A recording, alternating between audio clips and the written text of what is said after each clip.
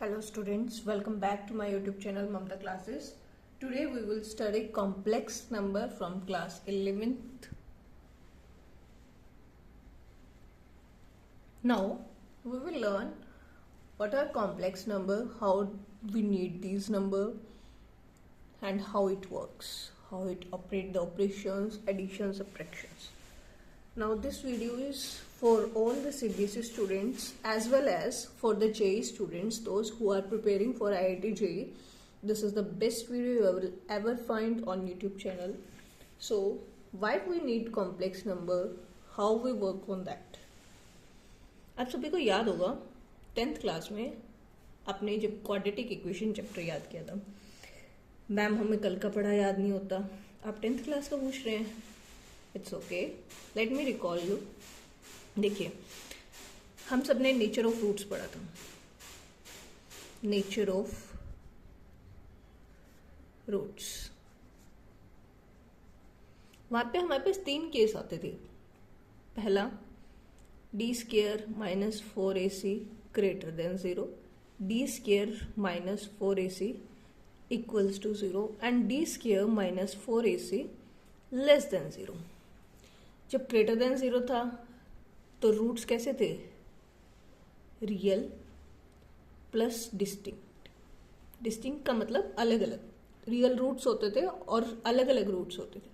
इसका मतलब था इक्वल रूट्स होते थे प्लस रियल भी होते थे, या फिर ये भी कह सकते हैं इक्वल रियल रूट्स होते थे. बट इस केस में हम क्या करते थे? No real roots, and this help us to find complex number.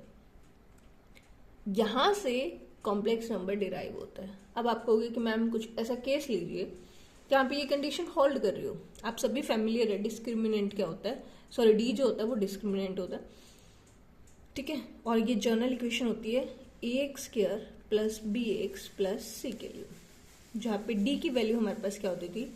Minus B square minus 4ac. ये हमारे पास डी होता है चेकिंग के लिए. अब हमारे पास जो roots X square plus 1 is equal to 0, ऐसे केसेस में हमारे पास जो रूट्स होते थे वो नो रियल रूट्स होते थे. कैसे? देखो, ये हमारे पास जनरल इक्वेशन है, general quadratic equation ax square plus bx plus c. अगर इसको इस इक्वेशन को इस इक्वेशन से कंपेयर करूं तो देखो a की वैल्यू कितनी है हमारे पास? 1, b की 0 एंड c की 1. अब इन वैल्यूज को इसमें पुट कीजिए टू फाइंड d. अगर हम ऐसा करते हैं तो b स्क्वायर मतलब 0 का square minus 4 into a 1 into c that is 1 which is equals to minus 4. क्या ये लेस देन 0 है? ऑब्वियसली. इसका मतलब यही होता है ना, कोई भी नेगेटिव टर्म, इसका रिजल्ट नेगेटिव टर्म आया और जो कि है. तो ऐसे केसेस में हमने तो यहां से हमारे पास कॉम्प्लेक्स नंबर डिराइव हुई. कैसे? देखो, अगर मैं इसको सॉल्व करने जाऊं तो X square plus 1 is equals to 0, you have the equation X square is equals to minus 1. ठीक है. अब X square is equals to minus 1. Normally हमारे पास क्या होता है, हम क्या करते हैं, इस रूट को हटाते हैं, plus minus under root minus 1. मैंने यहाँ पे ये चीज कही थी कि नो रियल रूट एग्जिस्ट. ये बेसिकली नो रियल रूट. देखो, ऐसा इसलिए क्योंकि ये नंबर कहीं भी हमने रियल नंबर में स्टडी नहीं किया है.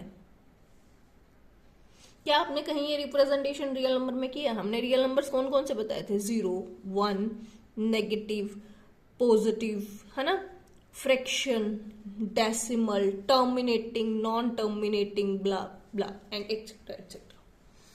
बट हमने ये रिप्रेजेंटेशन कभी भी रियल नंबर में नहीं पढ़ी.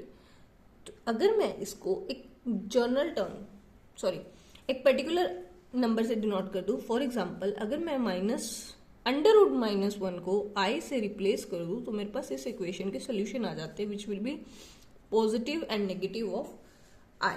इसको हम बोलते हैं iota and this is known as an imaginary number. How? कोई भी नंबर जिसको भी आप इस फॉर्म में लिख सकते हैं, any number which is written in the form of a plus iota b is known as complex number. ऐसा नंबर जहां पे a प्लस आयोटा b, अब जो a और b है वो रियल नंबर है. It can be 0, it can be negative, it can be √2, √3, √5, it can be anything. Okay, so these numbers are of complex form. अब आप कहोगे कि मैम ये कॉम्प्लेक्स फॉर्म है. ऑफकोर्स है. क्या मैं इसको ऐसे लिख सकती? x is equals to 0 plus minus iota. Isn't it is the form of a plus iota b, है ना? ठीक है. I hope this things are clear to you. Basically iota is the imaginary number. अब इसके अंदर this is known as the real part and this is known as the imaginary part. Okay, this is the real part, this is the imaginary part. Why this is imaginary part? Because iota is multiplied by b and the resultant is imaginary part of complex number. अब हर time हम complex number नहीं बोलते हैं, मतलब बोलते हैं but लिखते हैं ऐसे नहीं है. उसके लिए हम एक नोटेशन यूज करते हैं. कॉम्प्लेक्स नंबर को मैं रिप्रेजेंट करती हूँ जेड से. ये गाइस मेरे को आदत है जेड ऐसे लिखने की. ये और ये एक ही बात है, ठीक है. मैं हैबिचुअल हूँ जेड ऐसे डालने की. तो जेड से हम डिनोट करते हैं कॉम्प्लेक्स नंबर को. तो आपका नंबर क्या बन गया? Z is equals to a plus iota b. जहां जहां जेड आ जाए दैट मीन आप कॉम्प्लेक्स नंबर की बात कर रहे हैं, ठीक है. एक चीज और, अब मैंने अभी इसको रियल पार्ट कहा था, इसको डिनोट कैसे करेंगे? हम इसको ऐसे लिखते हैं आर ई ऑफ जेड, और इसको हम लिखते हैं I am of Z. I am वाला नहीं, imaginary part of Z. Is it clear? तो इसमें हमने पढ़ा कॉम्प्लेक्स नंबर क्या होते हैं, कहाँ से आए, किसकी हेल्प से आए, नेचर ऑफ रूट से डिराइव हुए, जहां पे हमारे पास d² माइनस 4ac का रियल रूट एग्जिस्ट नहीं करता था. तो जाहिर सी बात है अगर कोई रियल रूट नहीं एग्जिस्ट करता था तो हमारे पास एक्सटेंशन है नंबर की. हमने एक्सटेंडेड फॉर्म में पढ़ा उन्हें, ठीक है. और ये इसकी जनरल रिप्रेजेंटेशन थी that a plus iota b is a complex number. ध्यान रखिएगा a और b जो है वो रियल नंबर है, बट जब जैसे ही आप b को या सेकंड जिस भी नंबर को आप i से मल्टीप्लाई करेंगे वो इमेजिनरी पार्ट बन जाएगा, और जो रेस्ट हमारे पास रह जाता है that will be real part. Clear है? अब इसके कुछ एग्जांपल्स करते हैं. For example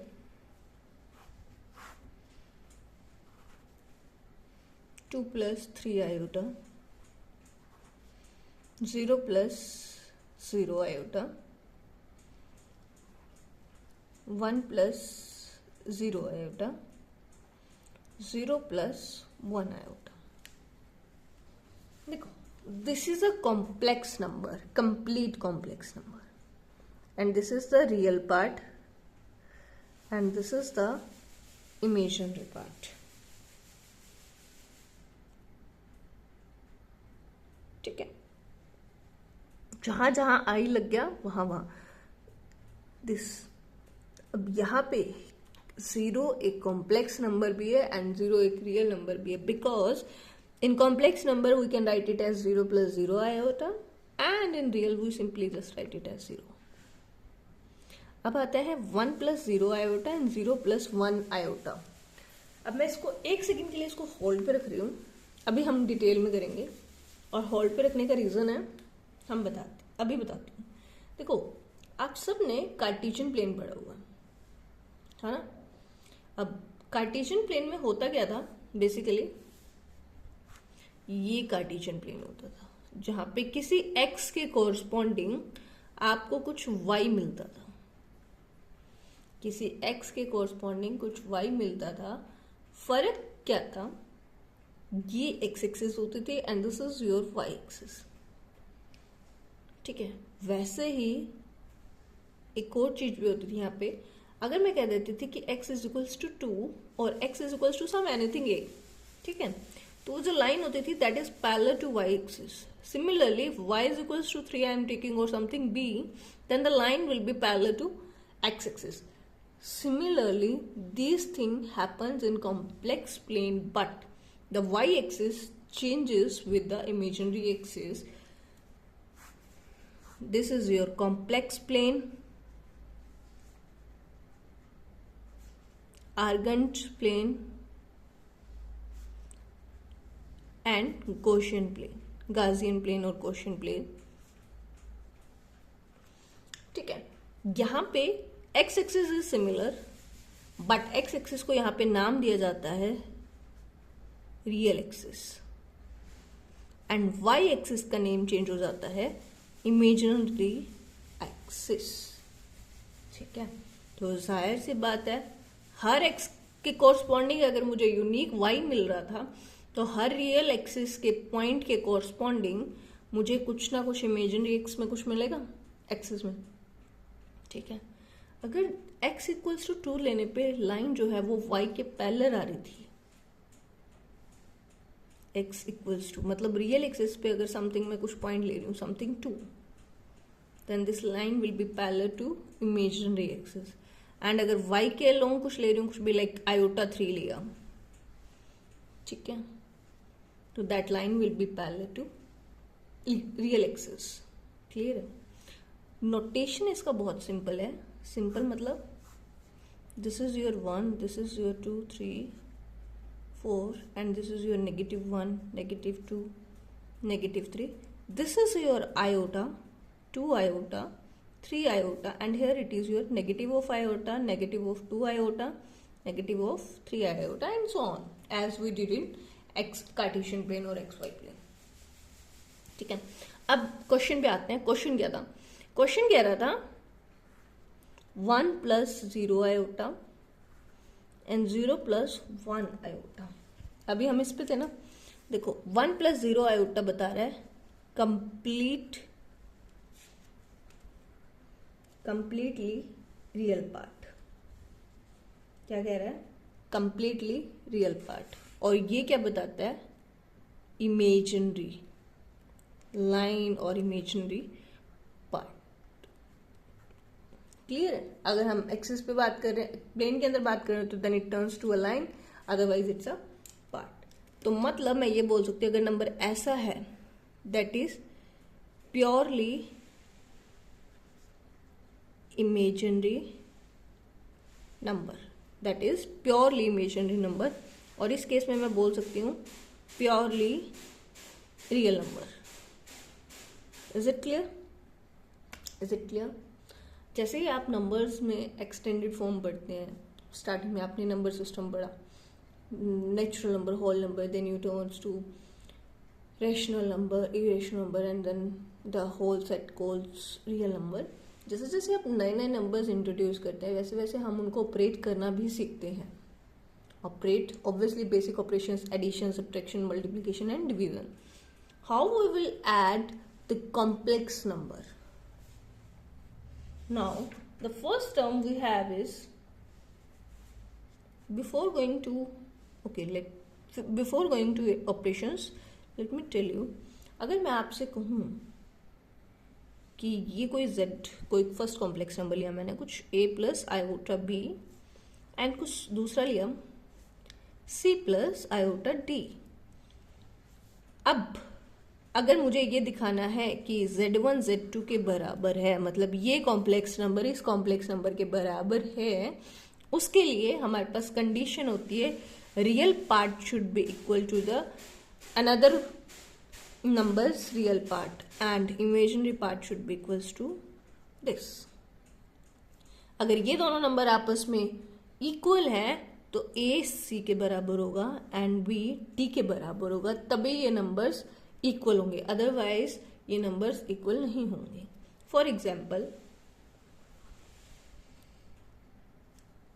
4x + iota 3x - y is equals to 3 + iota -6.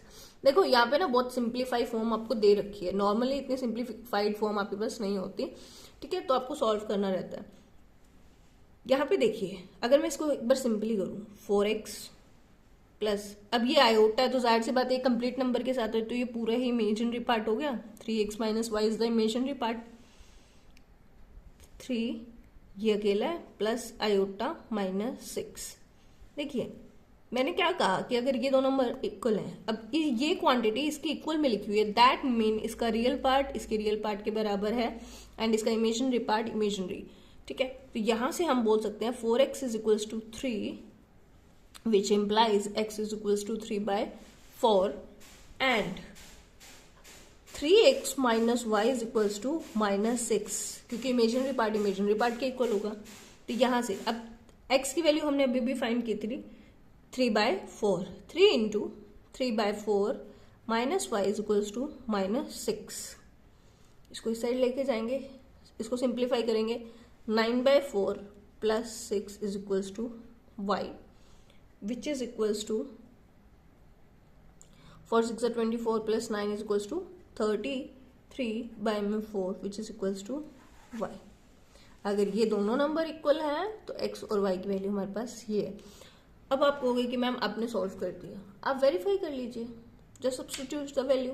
कैसे? हमारे पास ये इक्वेशन थी ना, और ये इसके बराबर आनी चाहिए 4। x की वैल्यू कितनी आई थी 3/4 प्लस आयोटा x की वैल्यू कितनी आई थी 3 इंटू में 3/4 माइनस y की वैल्यू कितनी है हमारे पास 33/4। 4 से 4 कैंसिल, यहाँ पे आ गया 3 प्लस आयोटा 9/4 माइनस 33/4। ठीक है, ये कितना हो गया 3 plus iota minus 24/4 which is equals to 6। देखिए एक्सप्रेशन इसके बराबर आ गया। मतलब हमने क्वेश्चन में जो प्रोसीडिंग की है वो हमारी करेक्ट है। मैथ्स में ना आप कभी भी लेफ्ट टू राइट जाते हैं तो आप राइट टू लेफ्ट इजिली आ सकते हैं। ठीक है, अगर आप नहीं आ पा रहे दैट मीन आप कहीं ना कहीं गलती कर रहे हैं, कुछ ना कुछ मिस्टेक कर रहे हैं। ठीक है, आज के लिए इतना ही बहुत है।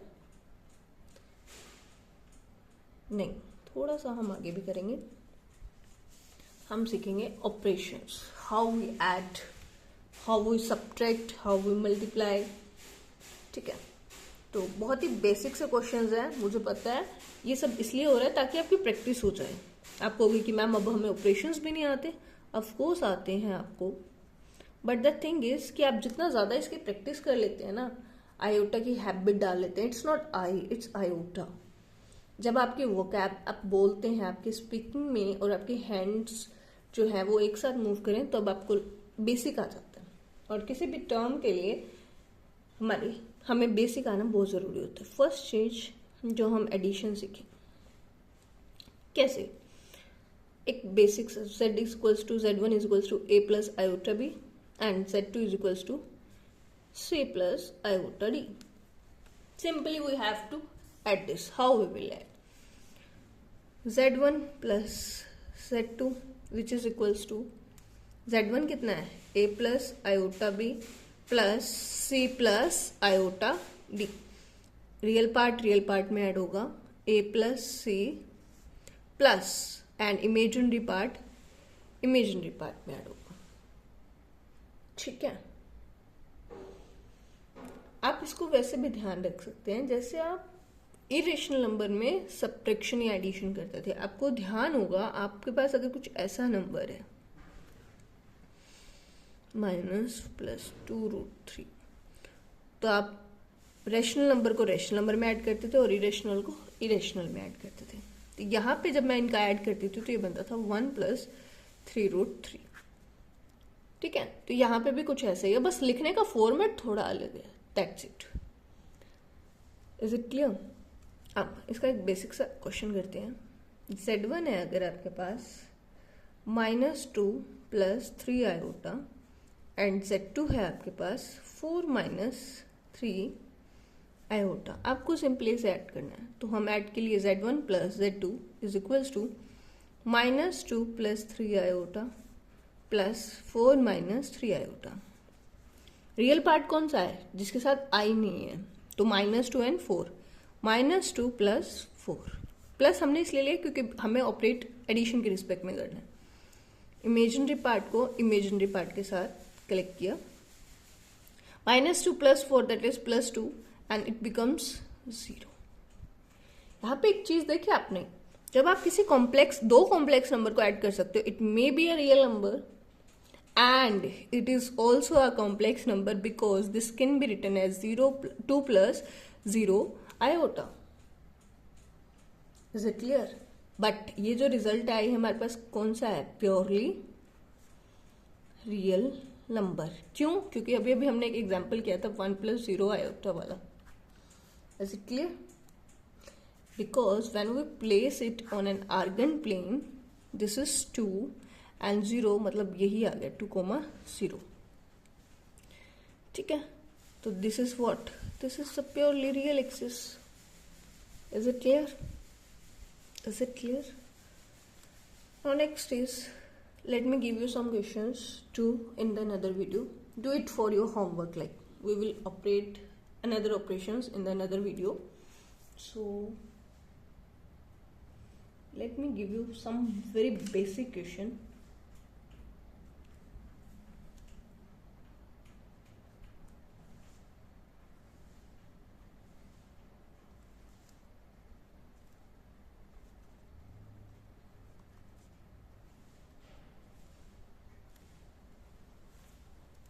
चलो अभी कर लेते हैं।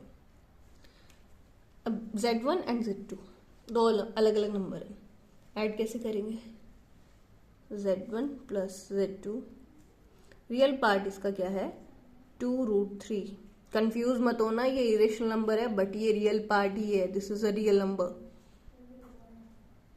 प्लस क्या यहाँ पे हमारे पास कुछ रियल पार्ट है? नहीं, तो we will add 0 plus imaginary part iota 1 और यहाँ पे 3, तो कितना हो गया? 2√3 + 4 iota. This is your answer. जब आप इसको आर्गन प्लेन में प्लॉट करेंगे, क्या हम इरेशनल नंबर को आर्गन प्लेन में ला सकते हैं?